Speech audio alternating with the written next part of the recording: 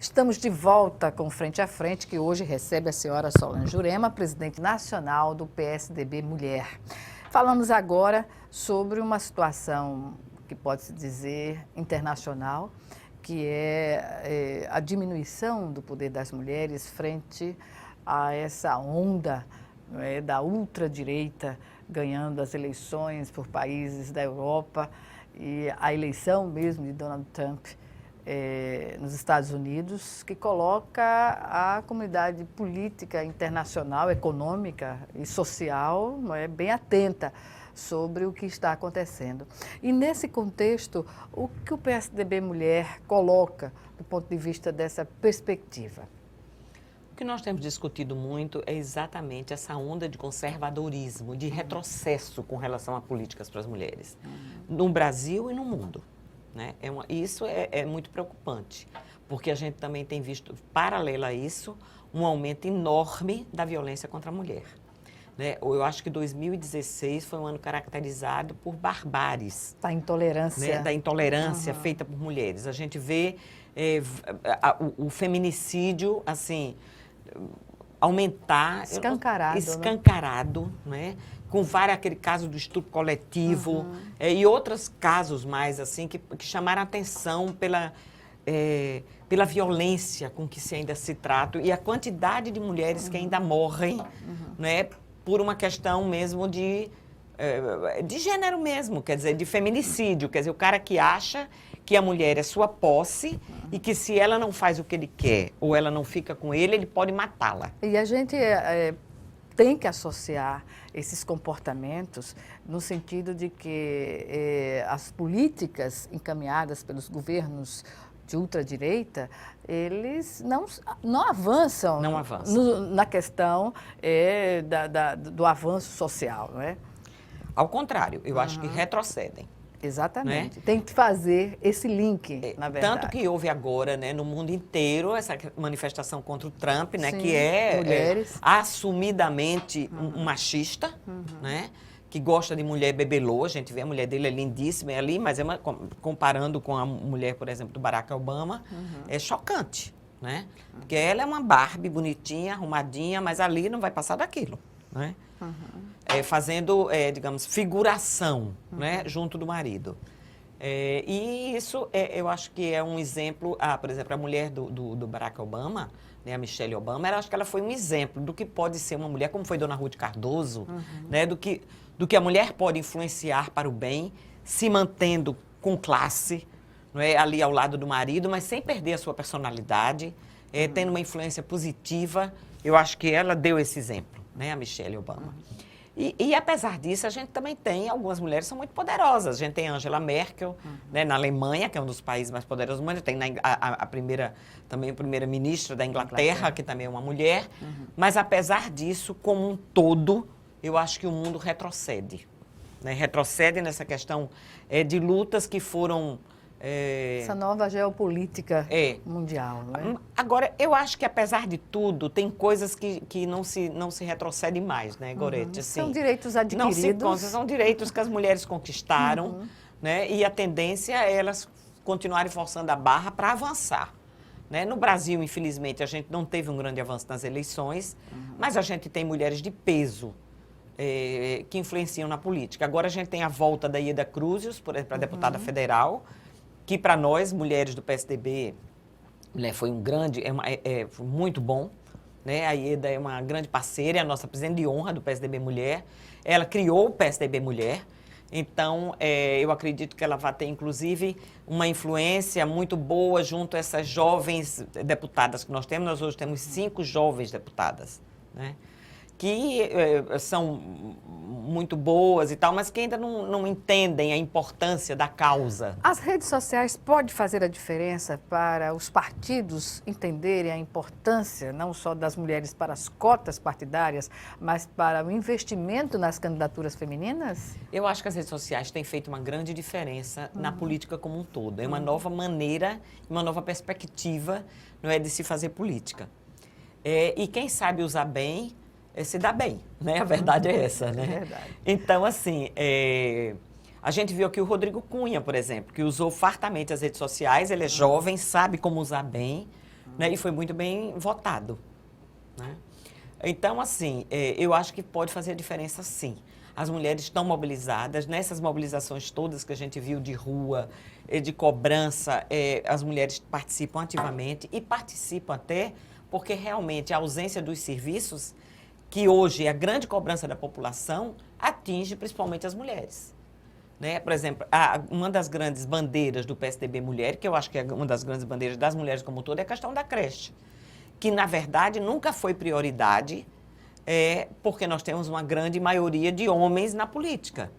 E, no entanto, para as mulheres é uma política fundamental. Desde sempre, né? Desde sempre. Mas no Brasil a quantidade de creches ainda é mínima. E nunca foi uma política prioritária.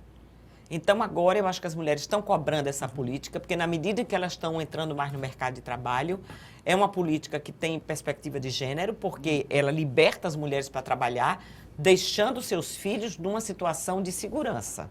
Porque hoje as mulheres, nós já temos 40% de mulheres são chefes de família, e essas mulheres muitas vezes têm que sair para trabalhar, porque senão os filhos morrem de fome, mas, no entanto, elas não têm onde deixar os seus filhos pequenos. E muitas vezes deixam com um menino de 6 anos, 7 anos, cuidando de um menino de 1 ano, de 2 anos, e a gente sabe que isso não pode dar certo. Né? E às vezes ainda são cobradas porque fizeram isso. E, no entanto, o Estado, quando eu digo o município, Estado, governo federal, não coloca a creche como uma política prioritária. E nós sabemos que ela é fundamental. Ela é fundamental por essa questão, para a independência da mulher, e ela é fundamental se nós quisermos melhorar a performance dos nossos estudantes. Porque o menino que ele frequenta a creche, ele consegue se alfabetizar melhor, ele vai fazer melhor o ensino fundamental, o ensino médio. E vai evitar, portanto, a evasão escolar do ensino médio. E até agora não se via, né, desta maneira. Tanto que até muito pouco tempo atrás, a creche estava dentro da assistência social. E não dentro do currículo, dentro da educação, como tem que ser. Porque o menino tem que ser orientado desde pequenininho, para ele ter um bom desempenho, né?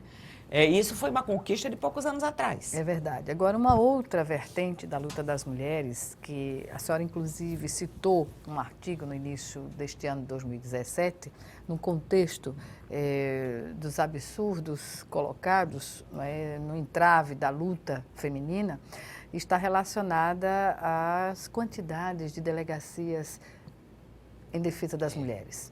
O que se pode avaliar no aspecto da violência e da defesa da mulher no Brasil e particularmente aqui em Alagoas?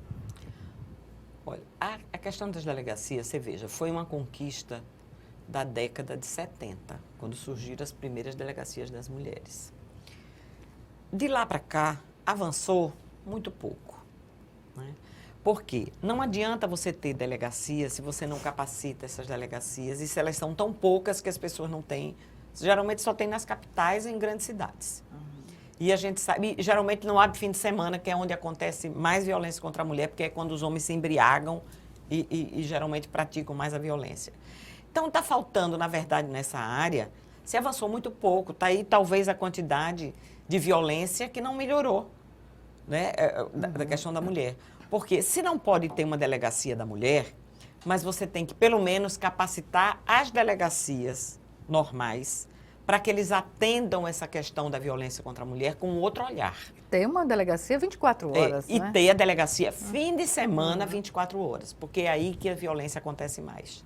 Né? O que é que acontece? A mulher começa apanhando, não tem a quem recorrer, e muitas vezes ela denuncia uma vez, denuncia 2 vezes, denuncia 3 vezes, volta. Muitas vezes, a gente sabe disso, né? E a violência não melhora. A tendência é piorar. Todas as vezes que uma mulher sofre um empurrão, eu digo para ela, corra. Porque eu nunca vi ninguém melhorar. Outra coisa, a gente não tem uma política que eu acho fundamental para atender esses homens. Porque, na verdade, a gente sabe que as políticas que dão mais certo de melhorar a violência é esses homens que praticam violência terem que fazer uma terapia. E eu acho que isso tinha que ser por sentença judicial. Não é assim, eu quero fazer, não.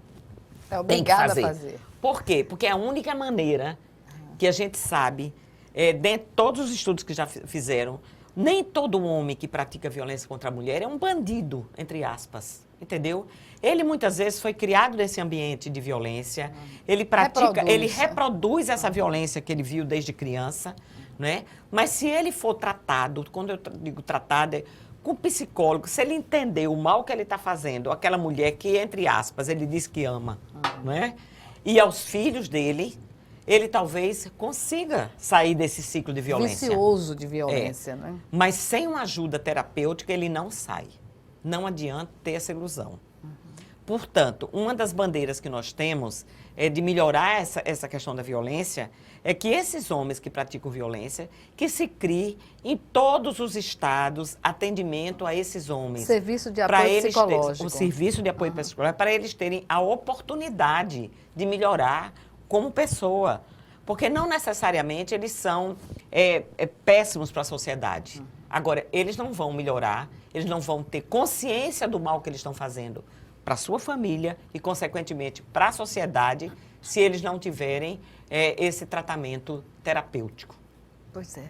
Na questão do aborto, o Brasil está avançando, não é? Temos agora, né, a perspectiva pelo menos o Supremo, né, de entender que nem todas as mulheres, quando praticam aborto, não são necessariamente criminosas, né? Então, a pessoa... carrega uma questão religiosa também. Religiosa. Né? Então, assim, eu acho que as pessoas têm que ter o direito de escolher.